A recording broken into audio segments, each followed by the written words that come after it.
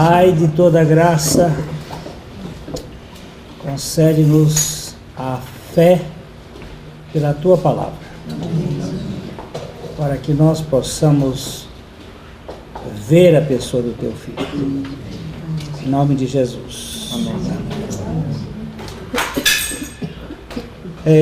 Nós ainda estamos em Noé. Noé é descanso.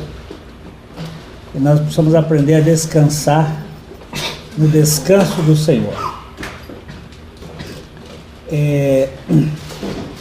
Qual é o propósito desta nossa reunião? Ela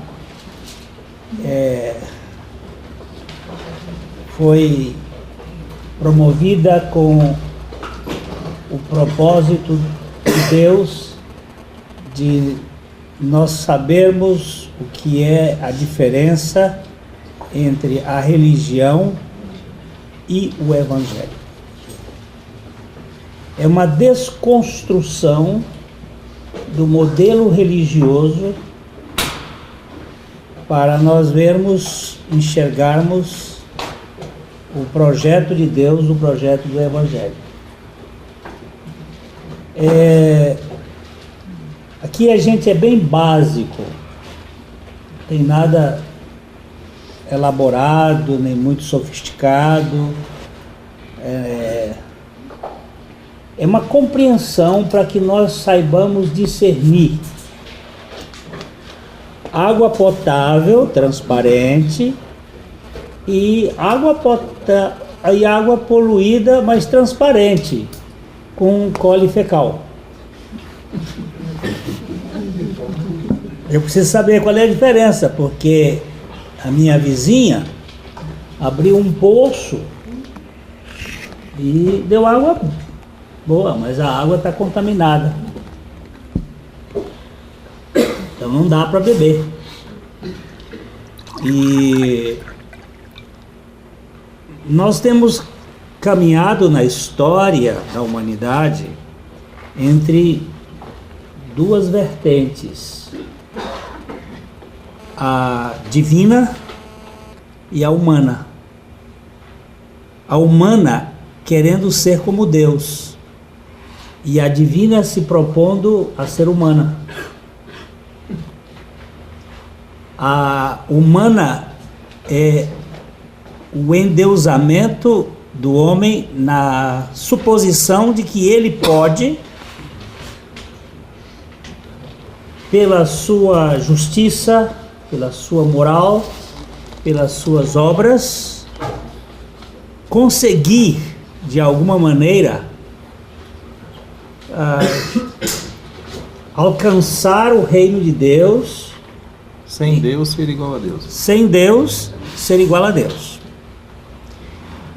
A divina é o projeto de Deus entrar na raça humana, tornar-se um homem e, como homem, libertar a humanidade de sua teomania.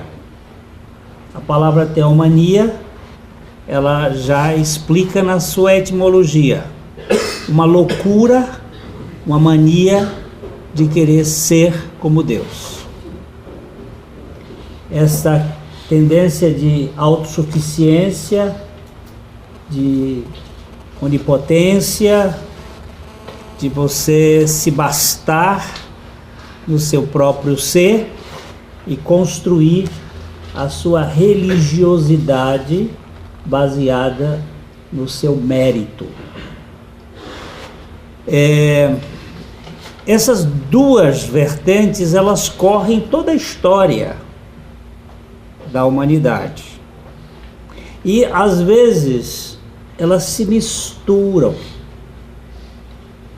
Quando você vê o humanismo puro, ele é mais ateu, ele é mais antropocêntrico. Honesto. é mais honesto, ele, né, ele é baseado. Quando ele mistura, ele traz o que se chama babelismo. Babel é uma mistura, é uma confusão por mistura. E quando se mistura, a gente não sabe bem quem é quem. Quando eu estava participando de um casamento, uma pessoa, depois das palavras, ele veio muito emocionado e disse assim: eu gostei muito do que você disse, mas eu sou ateu e essas palavras foram muito interessantes. E eu segurei na mão, ele estava segurando minha mão assim, nós ficamos olhando e disse assim: você é um grande mentiroso. Tomou aquele susto assim, porque a gente, depois de ficar velho, fica meio largado assim, desbocado, fala coisa que... Ele ficou assim olhando e disse, sabe por quê? Porque não existe ateu. Existe apenas quem crê num Deus muito pequeno, como é o seu caso. Você crê em você mesmo. E é um Deus que fica na sepultura e não ressuscita. Então, é o tipo da proposta que a gente às vezes dá de querer se bastar, mas essa é uma irrealidade. Mas é mais honesto. O pior é este que se diz cristão, mas age como ateu, como se Deus não existisse. Age baseado na sua própria autossuficiência. Noé é um cara que me chama a atenção, porque eu não vejo nenhum mérito nele mesmo, mas houve um momento em que, de alguma maneira, a graça o apanhou e ele tomou um propósito. Porque em Hebreus capítulo 11, no verso 7, o escritor está falando que Noé foi divinamente instruído. Pela fé, Noé, divinamente instruído acerca de acontecimentos que ainda não se viam, e sendo temente a Deus, aparelhou uma arca para a salvação de sua casa, pela qual condenou o mundo e se tornou herdeiro da justiça que vem da fé. É interessante, esse texto começa pela fé e termina que vem da fé. O versículo diz que foi pela fé que Noé, divinamente instruído, parece que o divinamente instruído já gerou fé, porque já vimos aqui da outra vez que a fé vem pelo ouvir e o ouvir da palavra de Deus. Então, ao ser instruído ou ao se deixar ser instruído pela palavra de Deus, isto foi um projeto gerador de fé que lhe deu condições de fazer um absurdo: construir uma arca num mundo que não tinha chuva. Construir uma arca para salvar bicho e gente e a humanidade, sem que tivesse nenhuma perspectiva de... Mas Deus disse para ele: olha, eu vou acabar a terra por um dilúvio. Diz que a diferença, você não sabe qual é a diferença entre o amador e o profissional? Sabe qual é a diferença? É que o amador construiu a arca e o profissional o Titanic.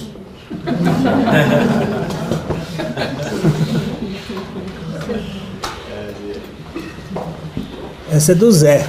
O Zé que me contou essa. O Noé foi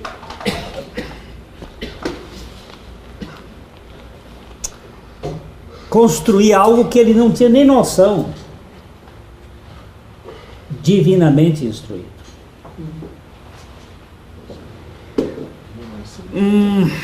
Se vocês forem entrarem no YouTube e puserem Arca de Noé no Ararat, vocês vão ver vários documentários de pessoas que teriam visto a Arca de Noé fotografado. Alguns já estão mais bem elaborados hoje, porque até a década de 90 ninguém falava sobre esse assunto, e os que tentaram falar desapareceram do mapa.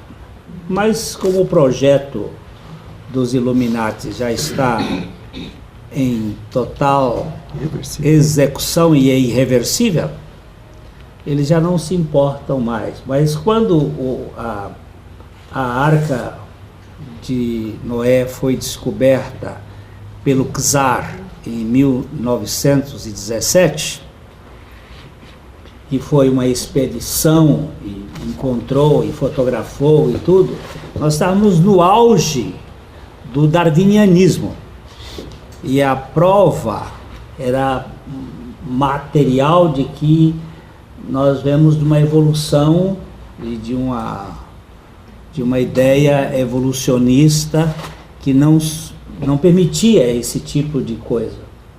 Então todos aquelas provas sumiram, desapareceram, e muitos dos arqueólogos que fizeram as pesquisas acabaram sendo alijados ou aniquilados. Inclusive desacreditados.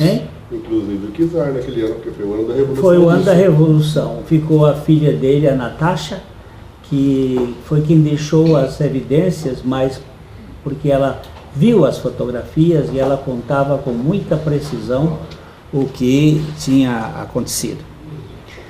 E Noé fez uma arca fora de propósito da engenharia naval, segundo aqueles que viram-na e que fotografaram. Inclusive tem um chinês que andou por lá.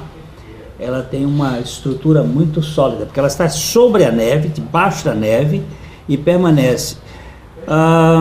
Talvez ela seja uma das evidências, porque as duas arcas elas estão preservadas, e elas sejam evidências para o tempo do fim. Assim como naquela dispensação de Noé, a violência havia chegado a um ponto descomunal, as pessoas eram muito perversas. Talvez como hoje nós estejamos vivendo, elas vão ser testemunhas. Esta arca e a arca de Moisés vão ser testemunhas para este mundo da incredulidade, que estão clamando por algum sinal. Não sei, é apenas uma perspectiva. O que eu entendo é que Noé é divinamente instruído acerca dos acontecimentos que ainda não se viam, sendo temente a Deus. O temor ao Senhor. Não pense que temor é medo. Não se trata de fobia, mas de reverência e reconhecimento de que esse Deus, ainda que não seja visto, Ele está por trás de cada criação desse universo. O apóstolo São Paulo, ele chama o homem de inexcusável. Por favor, dê uma olhadinha nesse texto de Romanos, capítulo 1. Nós vamos começar com o verso 18. Ele está falando que, em face da criação, as pessoas não têm desculpa de não crer em Deus. Romanos 1, 18 até o 20.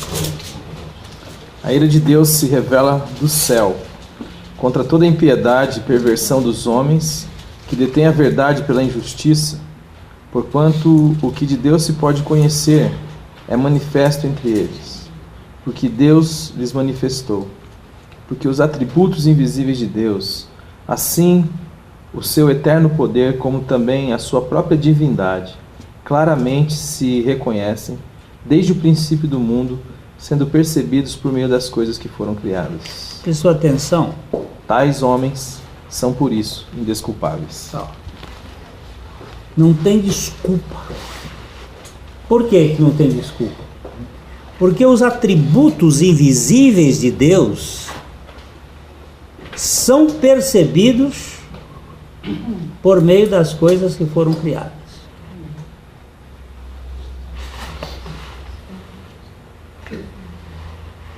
Aqui está a presença do Steve Jobs. Ele já morreu, mas foi ele quem desenvolveu toda essa tecnologia, o iPhone, o iPad. Aqui está a presença do Steve Jobs. E eu olho para a Lua, para as estrelas, eu olho para a Terra e digo, isso aqui é fruto de uma explosão do Big Bang. A única explosão que gerou ordem. É. A única explosão que gerou ordem em todo o universo. Eu até posso admitir que tenha sido uma explosão. Mas eu tenho que admitir que atrás dessa explosão tem que ter uma inteligência. Assim como a explosão do dia 31 de janeiro lá em Copacabana faz aqueles fogos de artifícios extraordinários, mas ali tem muita inteligência por trás, né?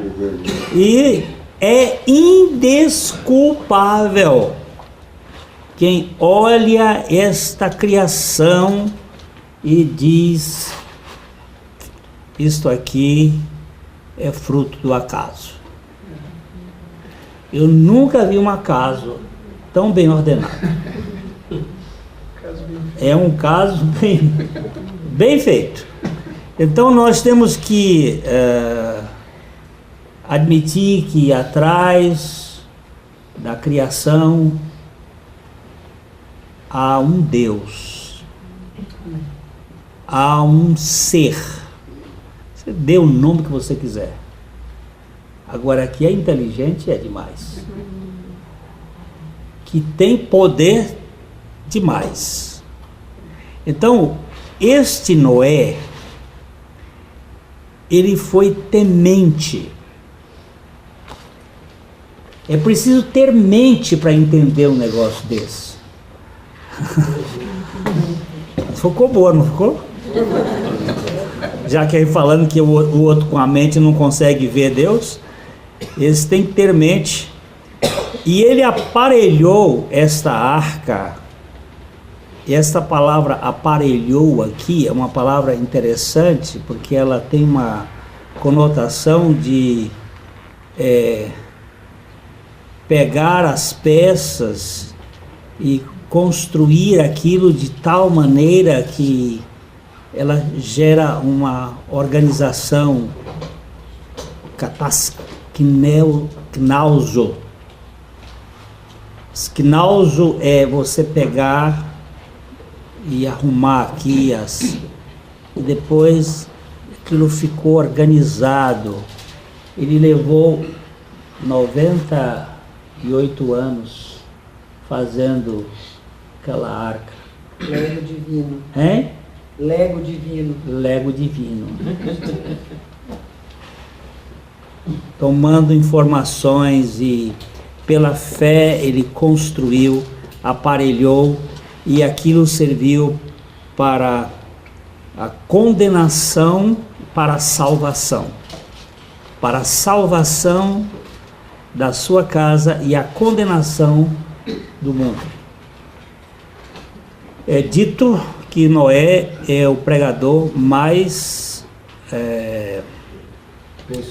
bem-sucedido da face da terra. Todos os que creram na sua pregação foram salvos, e todos os que não creram foram condenados. Pelo menos a condenação. É? Pelo menos a condenação. Eu só entraram 6. Só,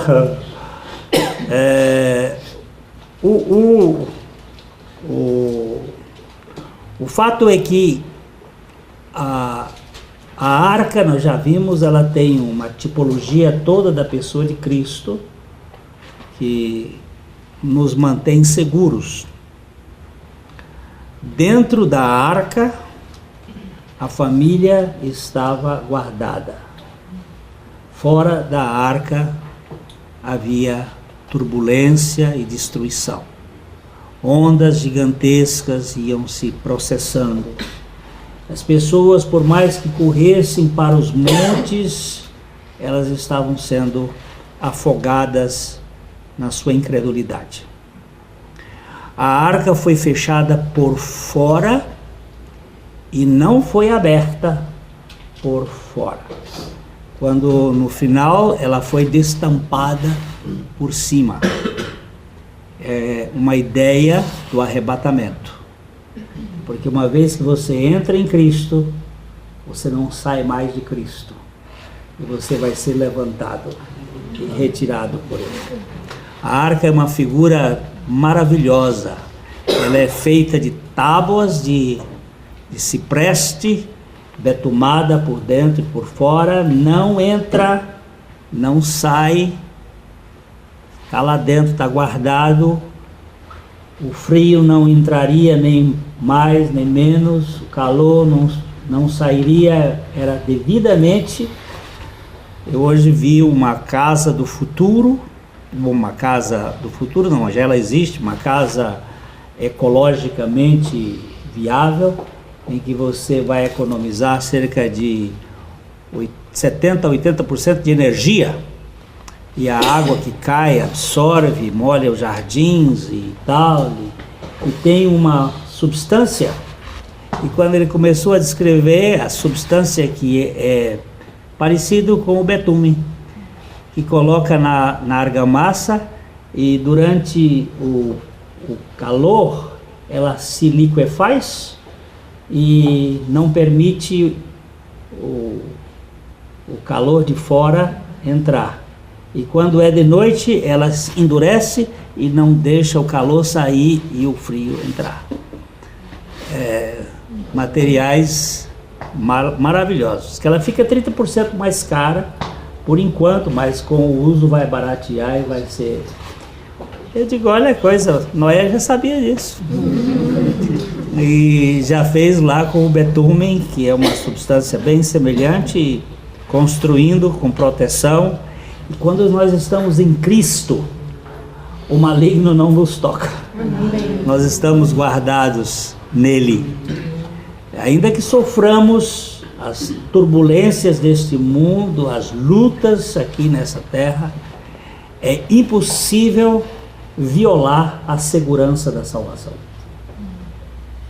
É impossível roubar de nós aquilo que Deus nos dá. Desmanchar a salvação de Deus é inconcebível. Nós podemos ter os nossos tombos, podemos ter as nossas dificuldades, mas uma vez filhos forever. Não é possível desmanchar a filiação. Os dons e a vocação de Deus são irrevogáveis. Cita. Os dons e a vocação de Deus são irrevogáveis. Os dons, o que Deus dá, e os chamados e a vocação de Deus são irrevogáveis. Não podem ser desmanchados. E aqui, esta arca é um lugar de muita segurança. Muita segurança. E representa a obra de Cristo. E a obra de Cristo é a obra de uma salvação, né, que que nos garante sairmos do mundo velho para o mundo da ressurreição. Tudo aquilo que estava antes foi sepultado e virou petróleo e se tornou asfalto. E combustível era aquele mundo antigo. E o novo mundo ressurgiu. E nós vamos olhar agora um pouquinho, agora em capítulo Gênesis,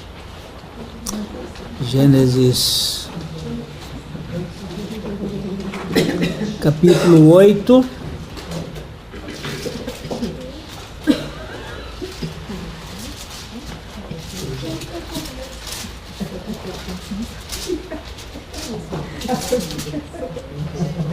Seis.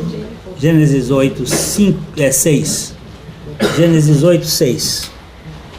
Ao cabo de 40 dias, abriu Noé a janela que fizera na arca e soltou um corvo, o qual, tendo saído, ia e voltava, até que se secaram as águas de sobre a terra. As chuvas demoraram 40 dias, depois 150 dias, ele começou a baixar. Ao todo, pelas contas que estão na Bíblia, do ano lunar, dá 374 dias, e quando você converte em ano solar, dá 365 dias. Um ano. Este tempo que já estamos com as águas abaixando e Noé solta um corvo. O corvo é um animal que pós-dilúvio se torna carnívoro. E na tipologia aqui ele representa aquilo que é mundano. Onde estiver o tesouro, aí estará a carniça, estará o corvo, né? Ele representa o que é mundano. Quando ele soltou o corvo, ele ficou vagando para lá e para cá. Alguns estudiosos dizem que ele achou alimento ali, que tinha corpos boiando. E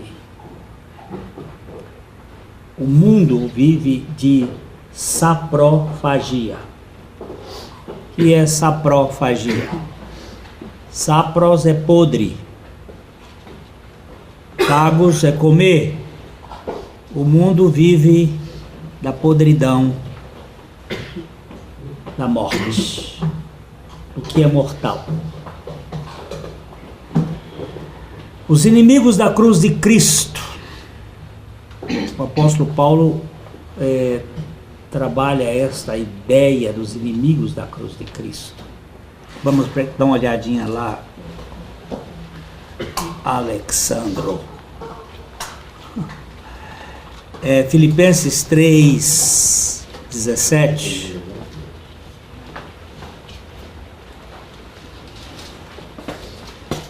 Está muito ocupado aí, eu vou te ajudar aqui.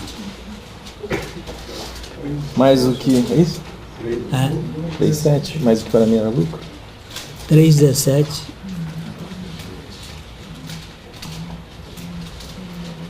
Irmãos, sede meus imitadores e observai os que andam segundo o modelo que tendes em nós. Ele está falando assim, meus irmãos, sede meus imitadores e observem o modelo daqueles que andam segundo o que tendes em nós. Pois muitos andam entre nós, dos quais Repetidas vezes eu vos dizia, e agora vos digo, até chorando, que são inimigos da cruz de Cristo. Ele fala daquela turma que está no meio da igreja, que está entre nós, mas eles não são amigos da cruz de Cristo, eles são inimigos da cruz de Cristo. E ele vai descrever como é que eles agem. O destino deles é a perdição, o Deus deles é o ventre, e a glória deles está na sua infâmia, visto que só se preocupam com as coisas terrenas. Tá vendo? Como é que a gente descobre a vida do corvo, do abutre? Ele diz aí que eles têm um destino, é a perdição.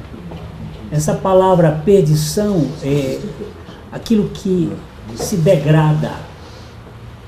O destino deles é se envolver com o que é decadente, degradante, o que perece, o que morre, o que acaba. O destino deles é esse. Ele fala que o ventre deles... O Deus deles é o ventre. O Deus deles é o ventre. É engraçado essa expressão.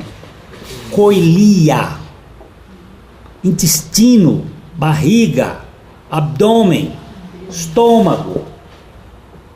O que passa dentro desse buraco aí? Aí você vê o envolvimento da colia. O Deus deles é esse Deus viscerotônico. Visceral, de visceral. A glória deles está na infâmia. Na infâmia. Que coisa mais terrível. Natureza de corvo, natureza de urubu, natureza de abutre. Vergonha alheia. Vergonha. Só se preocupa com as coisas terrenas.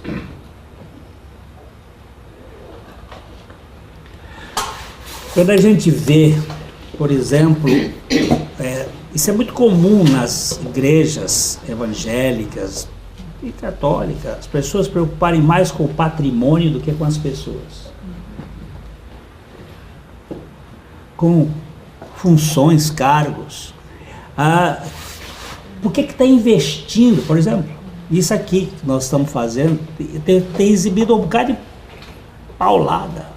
Por que estão investindo em gravar esses estudos aqui e botar na internet? Para quê? O que vale é ver o tamanho da conta bancária. Para que gastar com televisão, com cabo óptico, que custa caro? Para levar para mais gente conhecer que o evangelho é mais leve do que a religião. A religião dá peso, a religião dá cobrança, a religião mata.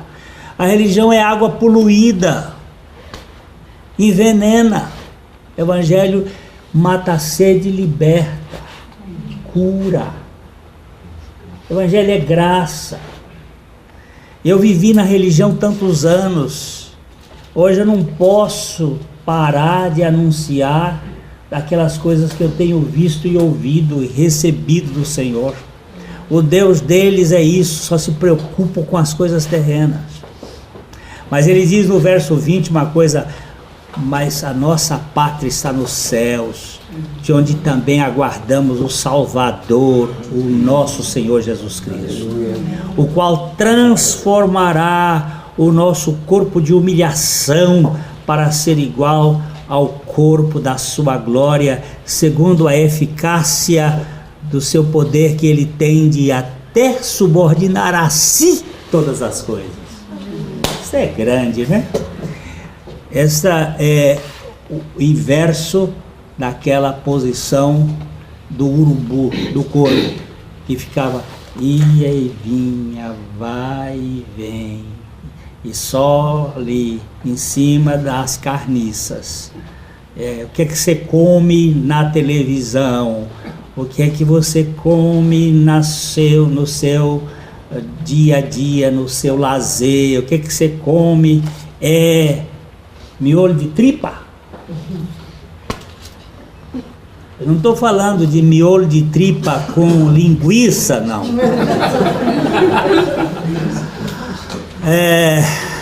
Nós temos que olhar bem, queridos, o corvo, né?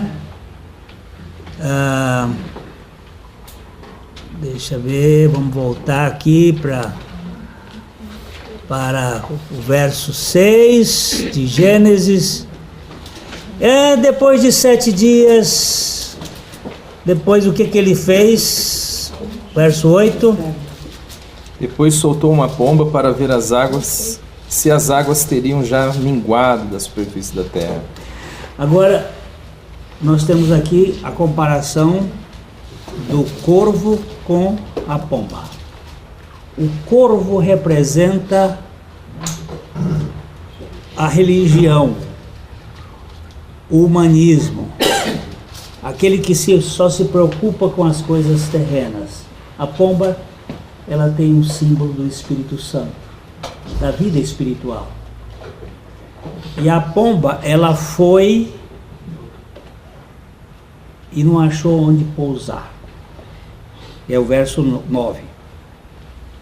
Mas a pomba, não achando onde pousar o pé, tornou a ele para a arca, porque as águas cobriam ainda a terra.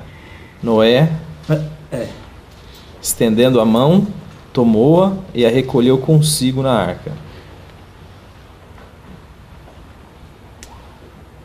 Depois do dilúvio, Deus ainda não tinha onde colocar o Espírito Santo em alguém.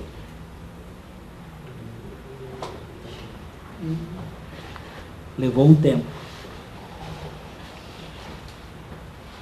A humanidade tinha sido destruída, a turma de Noé ainda estava ali em processo, e durante algum tempo o Espírito Santo não pousou sobre ninguém.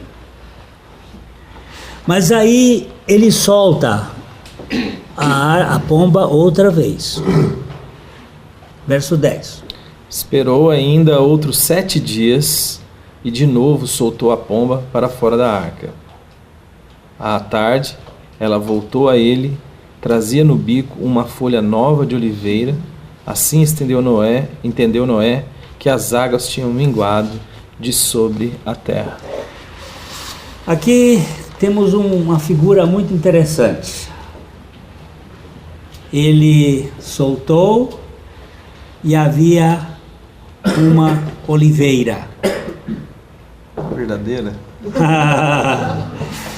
E aí nós temos Deus escolhendo Abraão, um rebento, para desse rebento trazer a semente da mulher, para que o Espírito Santo pudesse vir e pousar para sempre na vida dos filhos de Deus. A pomba sempre está ligada à vida espiritual de cima. Não aquilo que sobe, mas aquilo que desce. Aquele que desceu para nos levar para lá pela sua graça. No verso 12. Então esperou ainda mais 7 dias e soltou a pomba. Ela, porém, já não tornou a ele. Jesus disse, vamos lá, João capítulo 16, peraí,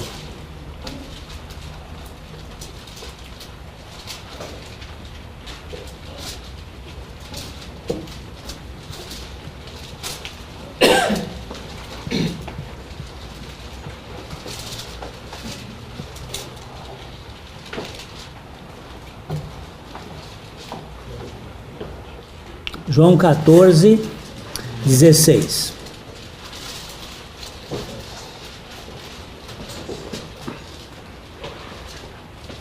E eu rogarei ao Pai, e Ele vos dará outro Consolador, a fim de que esteja para sempre convosco.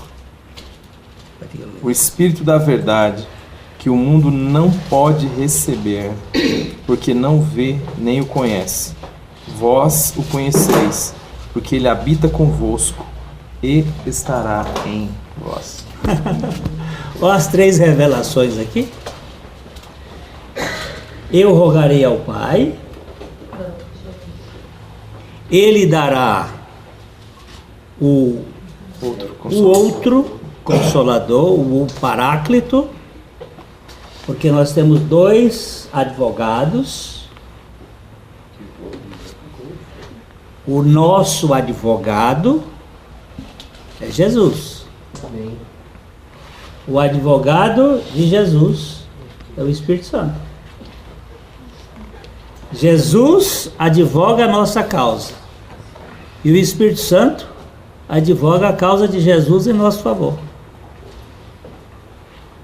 São as 2 oliveiras da visão de Zacarias,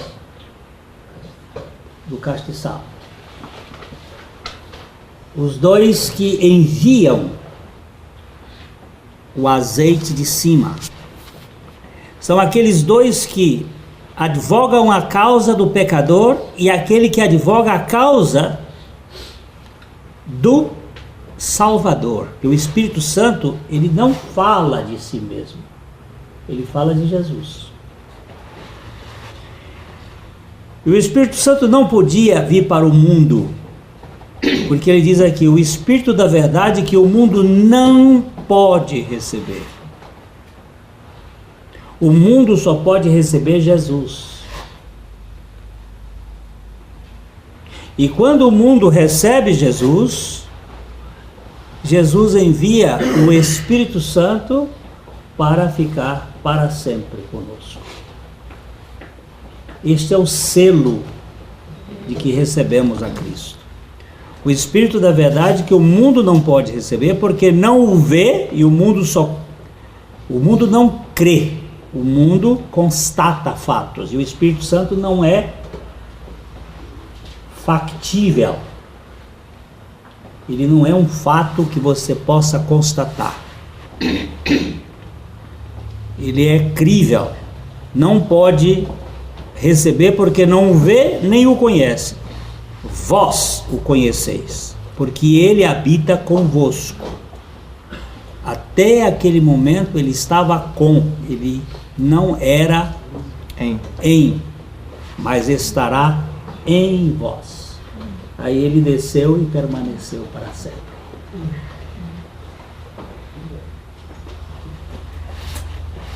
Guilherme, a nossa causa é fácil entender, que é advogada por Cristo. E qual é a causa de Cristo, advogada pelo Espírito? A verdade. Vamos olhar aqui.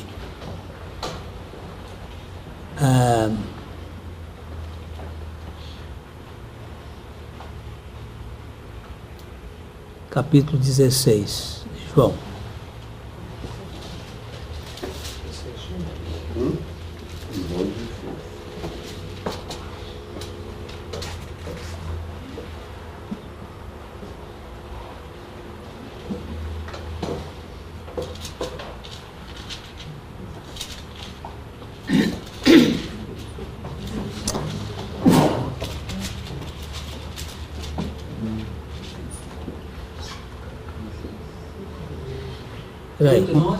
Peraí.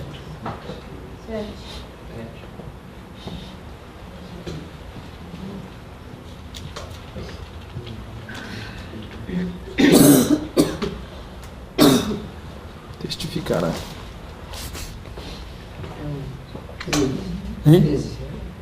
Qual é?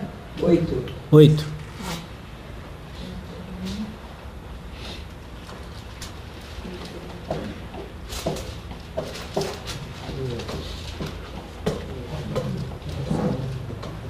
Sim, quando ele vier convencer ao mundo do pecado, da justiça do pecado, porque não crê em mim. Mas não é isso, não é isso. 13. Quando vier, porém, o Espírito da verdade, ele guiará toda a verdade, porque não falará de si mesmo, mas dirá tudo o que tiver ouvido e vos anunciará as coisas que hão de vir. Ele me glorificará, porque há de receber do que é meu e vulo há de anunciar. Tá?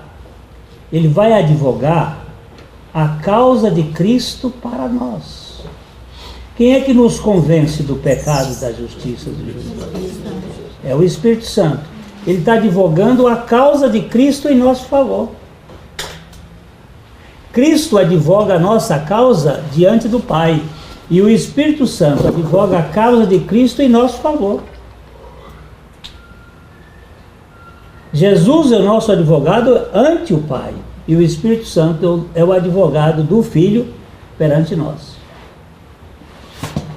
Na minha versão diz assim, ó, no final do 13, né? O Espírito vai receber daquilo que é meu e o intercederá para vocês. Exatamente. E o intercederá para vocês. O povo que demanda, né? Pois é, porque nós estávamos mortos em delitos e pecados e impossíveis de crer. Nós éramos completamente incrédulos e impossíveis de qualquer elaboração, e ele tem que fazer essa obra em nós. Então, ele não pôde pousar, a pomba não pôde pousar à primeira vista, enquanto que o corvo ficava lá indo e vindo. Passeando. Tinha o que comer, né? A pomba não tinha o que comer. O corvo tinha. O corvo tinha. Aí ele voltou. Aí ela foi a segunda vez. E eu creio perfeitamente que essa segunda vez que ela trouxe a folhinha, diz assim: há esperança da ressurreição, apontando para aquilo que ia acontecer a partir de Abraão. Porque Abraão foi atirado lá do meio da morte, da Babilônia, de tudo que era mortal. E ali Deus apontava para aquilo que ia acontecer. Inclusive, todo o processo de Abraão é um processo de ressurreição. Até mesmo na geração de Isaac, os seus órgãos sexuais estavam amortecidos e foram ressuscitados sem Viagra, mas pela via agradável de Deus.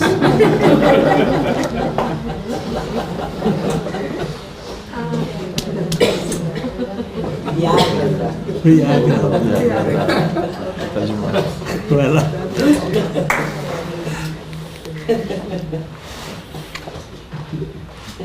Queria só meditar ainda na questão do capítulo 11 de Hebreus. A partir do versículo 7.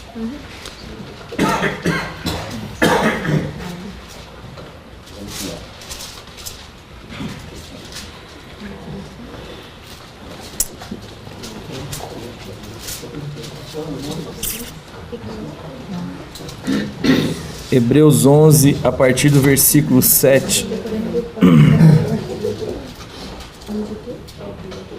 Ele está entrando.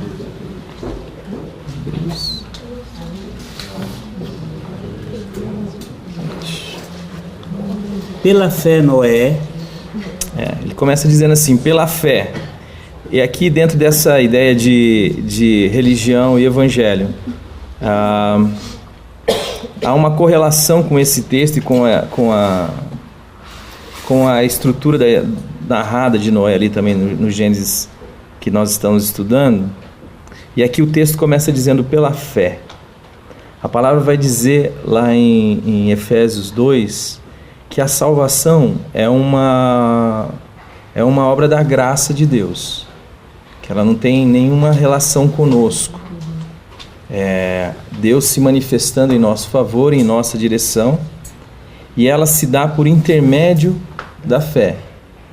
E isto não vem de vós, é um dom de Deus, é um presente de Deus. Ou seja, a relação do texto começa afirmando a fé e aquilo como apontando para como as coisas acontecem conosco. E aí ele vai dizer, pela fé, Noé divinamente instruído, que é também a experiência de cada um de nós.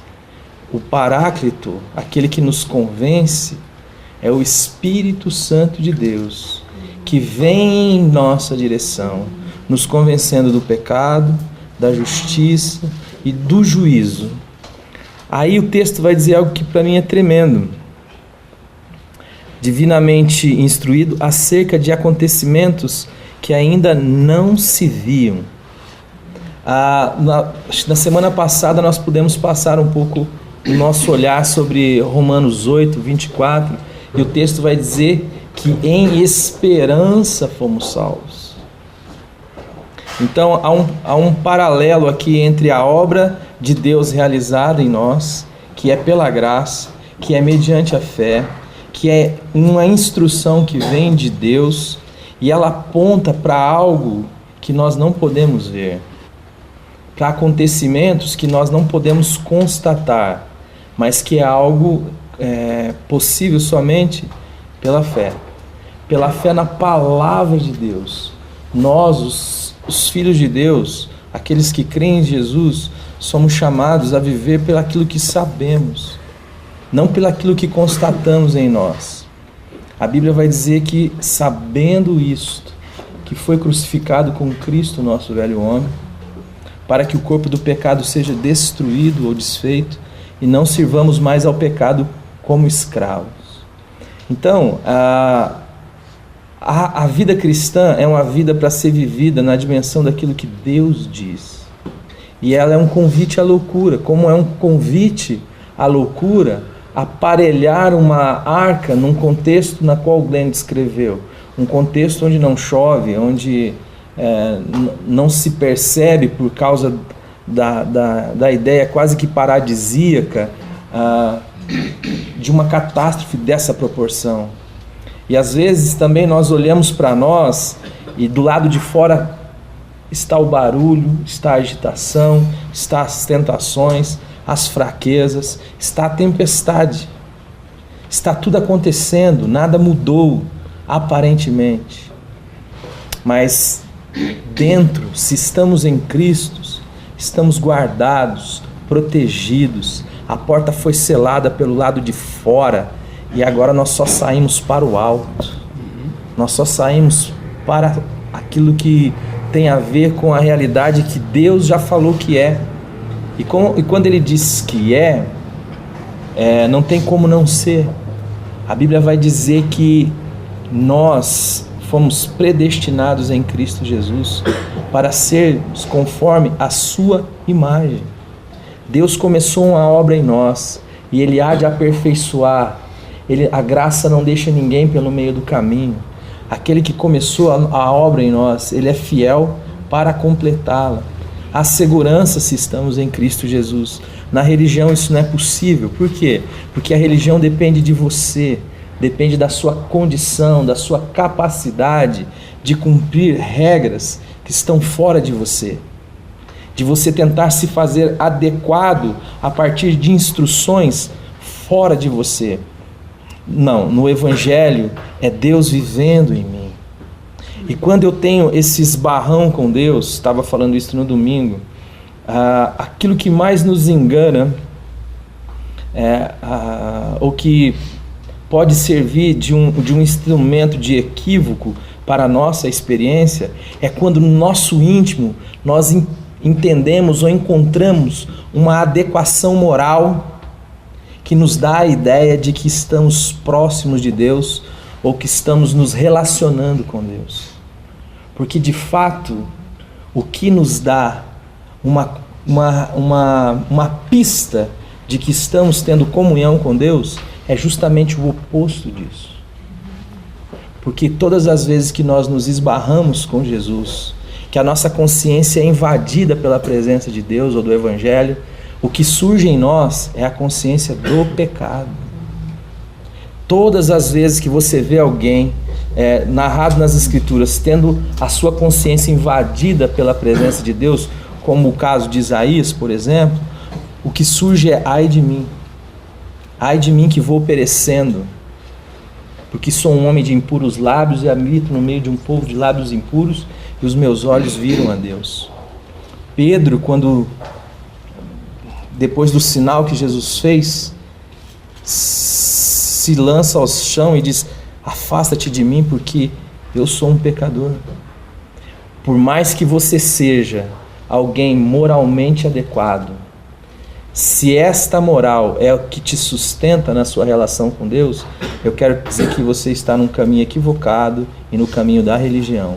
Porque se de fato você tem andado com o Senhor, infelizmente, felizmente, o que vai avultar em você é a consciência do seu pecado e a sua necessidade da graça e da misericórdia de Deus. E é por isso que o texto termina dizendo o seguinte: se tornou herdeiro da justiça que vem da fé. Herdeiro. É isso que está para nós. Deus nos faz herdeiros dele e co-herdeiros com Cristo. É o que a palavra de Deus. E isto lhe é dado, lhe é presente. É obra da graça de Deus. E isto é por fé. Não é algo que nós vemos, mas é algo que nós cremos, porque a boca do Senhor o disse. E evangelho é isso, é viver pelo que Deus diz. A religião é viver pela condição e a capacidade humana. Os que confiam nas regras entram por um caminho de perdição, porque as regras confiam nos homens e na capacidade dos homens em observar essas regras. Mas os que confiam, são chamados para o evangelho, só confiam em uma coisa: em Jesus Cristo e nele somente. Ele é a nossa suficiência, ele é a nossa salvação, ele é a nossa arca, e dele nós só saímos para o céu. Amém. Amém. Arca voadora. Tinha um camarada lá nos Estados Unidos que queria falar com Lincoln, mas não deixavam ele se aproximar do Lincoln. Aí ele arranjou um jeito de fazer-se amigo do Davi, que era o filho do Lincoln. E era um garoto. E um dia o Lincoln ia passando e o Davi virou e disse, chamou o cara lá: vem cá. Aí o cara se aproximou e disse: papai, esse aqui é uma pessoa que quer conversar com o senhor, mas ninguém deixa. Mas agora comigo aqui o senhor pode conversar. Nós estávamos impedidos de conversar com Deus, mas Jesus disse assim: eu vou buscar essa turma aqui, vem cá. E ele nos deu a fé, nos deu a graça e a fé para que nós pudéssemos chegar. É a justiça que vem da fé. Nós não temos condições. É o que ele estava dizendo, a nossa moral, ela vai ser comida de corvo, vai ser por coisa podre, é trapo de imundícia, ela cheira mal. Nossa justiça própria fede, mas a justiça de Deus é fé de verdade. Tem que segurar aqui um pouquinho para não... Que o Senhor nos dê graça pelo Espírito Santo para crermos somente na suficiência de Cristo. A nossa arca, onde repousa sobre nós o Espírito da verdade e nos mantém seguros para sempre.